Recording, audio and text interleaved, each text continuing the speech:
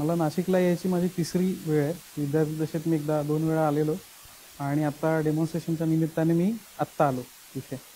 तर के के वाघ या कॉलेजमध्ये माझं डेमॉन्स्ट्रेशन आयोजित केलं त्याबद्दल त्यांचे आभार. आणि सर्वप्रथम माझं इथे डेमॉन्स्ट्रेशन झालं त्याबद्दल एक संधी म्हणून मी बघतोय. माझा मित्रच ऋषिकेश म्हणून आहे, त्यांनी बोलवलं.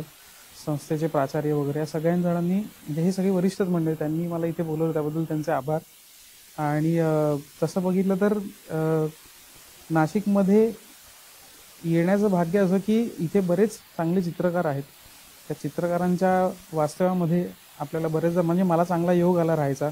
बरेच चित्रकार म्हणजे शिवाजी तुपेंना मला व्यक्तिशः बघता आलं, त्यांचं डेमॉन्स्ट्रेशन मला बघता आलं. आपले नाशिकचेच प्रसिद्ध चित्रकार प्रफुल्ल सावंत सर, त्याच्यानंतर राजेश सावंत सर यांचंसुद्धा जवळून मार्गदर्शन मला मिळालं, त्यांचं प्रेम पण मला मिळालं.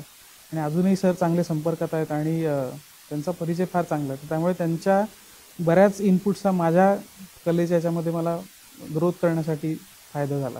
त्यामुळे नाशिकचं एक वेगळं महत्त्व माझ्या लाईफमध्ये आहेच, करिअरच्या लाईफमध्ये आहेच. प्रात्यक्षिक म्हटल्यानंतर प्रत्येक विद्यार्थ्याला ती उत्कंठा असते. त्यामुळे प्रात्यक्षिकाचं महत्त्व माझ्या विद्यार्थी दशेपासून मला चांगलंच माहिती आहे.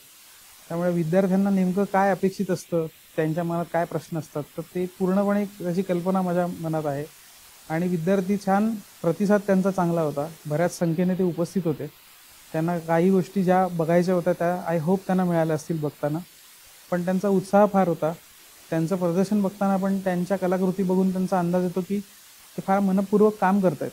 त्यांचं मेहनत आणि त्यांची जी काही चित्र आहे त्याच्यातून ते दिसतंय की ते 100% त्यांचं काम करत आहेत. सो डेमॉन्स्ट्रेशनला पण काल पण त्यांची तशीच गर्दी होती, आज पण त्यांची तशीच गर्दी आहे. त्यांनी प्रश्नोत्तरं मला जी विचारली त्याच्यातून मला व्यक्त होता आलं, त्यांना त्यांचे प्रश्न विचारून व्यक्त होता आलं. सो ओव्हरऑल एक छान सादरीकरण झालं, विद्यार्थ्यांचं शंका निरसन झालं असं मला वाटतं. सो ओव्हरऑल एक चांगला इव्हेंट आपल्याकडे घडला. चित्रकलेचे विद्यार्थी आणि आपण सगळे विद्यार्थीच आहोत, त्या अनुभवाने मी म्हणतो की आपल्या आवडीच्या क्षेत्रामध्ये आपण आलो असतो. त्यामुळे 100% तिकडे काम करणं, तिथे त्याचं लक्ष देणं हे आपलं आद्य कर्तव्य आहे असं मला आता वाटतं. त्यामुळे त्यांनी हा चित्रकलेचा हा पेशा न असता हा एक वसा आहे. आपण आयुष्यभरासाठी एक गोष्ट संपादन करतो, ही विद्या आपण संपादन करतो. त्यासाठी स्वतःचं 100% द्यावं कुठल्याही परिस्थितीत.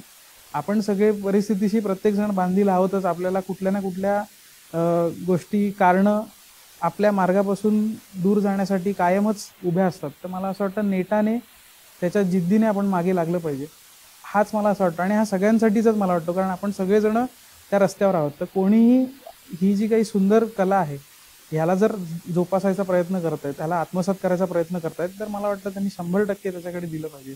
रादर कुठल्याही कलेकडे बघताना ती कला तुम्हाला समृद्ध करते. पु ल देशपांडेंनी तर ऑलरेडी विधान केलेलं आहे आणि एवढ्या दिग्गजांनी विधान केलं, याचा अर्थ त्यात काहीतरी 100% आहे.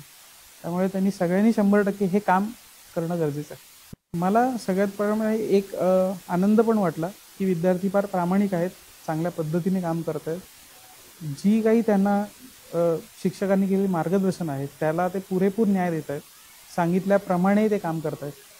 तर मला वाटतं हीच प्रामाणिकपणाची जी गोष्ट आहे ही परत त्यांनी तशीच मेंटेन करावी असं मला त्यांना सांगावं असं वाटतं. आणि मुंबईच्या तुलनेत नाशिकमध्ये आत्ता आपल्याकडे जशा सोयीसुविधा उपलब्ध व्हायला लागल्या ते बघता इथे फार मेहनत घेतली जाते असं मला प्रामाणिकपणे वाटतं. आणि ती मेहनत घेण्याची जी काही चांगली वृत्ती आहे मला असं वाटतं ती सगळ्यांनी आत्मसात करायला पाहिजे. विद्यार्थ्यांचं त्याबद्दल कौतुक. शिक्षक म्हणजे माझा तर एक मित्रच आहे आणि दुसरे जे शिक्षक आहेत ते तसा बघितलं तर त्यांना माझा परिचय कसा माहीत नाही, पण मी तर विद्यार्थी दशेपासून त्यांना बघतोय, ओळखतोय. त्यामुळे सगळे दिग्गज माणसंच आहेत. आणि मला एक आनंद होतो की नवीन पिढी सगळी जी आहे ती पिढी शिक्षक क्षेत्रामध्ये येते, ती गाईड करते. विशेष म्हणजे त्यांना विद्यार्थी दशेत असताना काय प्रश्न असायचे, ते जी गोष्ट आम्हाला मिळाली नाही आहे, जी गोष्ट आमच्यापासून वंचित राहिली ती विद्यार्थ्यांना कशी मिळेल याकडे त्यांचं लक्ष असतं. तर मला वाटतं ही फार जमेची बाजू आहे आणि विद्यार्थ्यांनी त्याच्यावर लक्ष देणं गरजेचं आहे. की जी नवीन पिढी चित्रकला क्षेत्रात येते, शिकवण्याच्या क्षेत्रात येते, तर ते त्यांचं 100% देत आहेत, तर त्याचा फायदा त्यांनी घेतला पाहिजे असं मला प्रांजळपणे वाटतं.